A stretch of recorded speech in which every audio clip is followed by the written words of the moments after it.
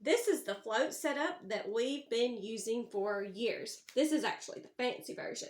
So what you're going to need is a pool float, fishing line, a hook, and weight. To make it fancy, you need some PVC pipe, a screw, and a swivel. So let's start about talking about the float. Let me get this unrolled.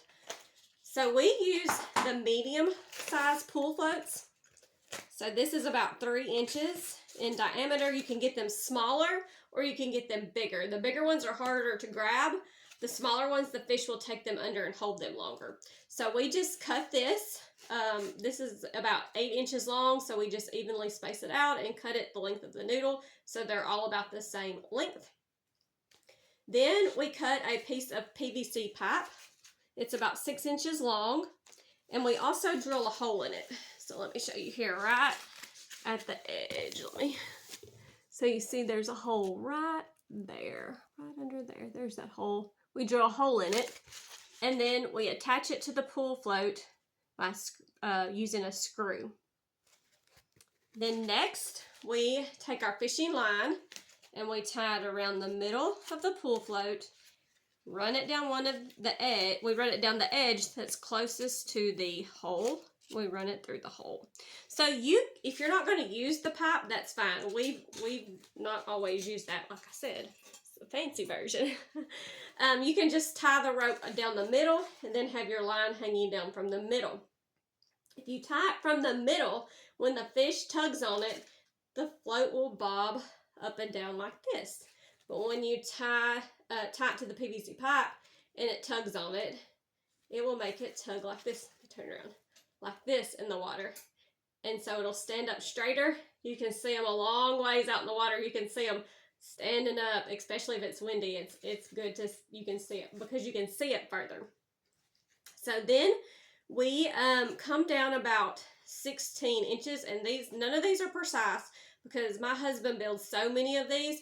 He can just like use his width of his arms to measure it all.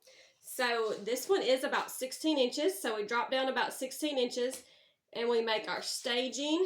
Keeps getting hooked on the handle of my drawer. The hook does. We make our staging. Then we put our hook on, and we have a swivel on our hooks, but you don't have to use a swivel.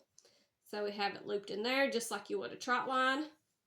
Then we drop down another 81 inches and tie on our weight. We're using a railroad spike. So the total length of fishing rope or fishing twine from the float to the weight is about 8 feet, and we fish these in 4, 5, 6 foot of water. Also, this setup makes it easy to store them when you take them up. So I always like to grab it and put the end with the PVC pipe down below. I'm right-handed. You just wrap it up, stick that hook in the side, wrap it up, stick your weight in there. You can store it in your bucket. You can store it upright, or you can store it laying down on the side, and then they don't all get tangled up. Then going to put them back out. Super easy.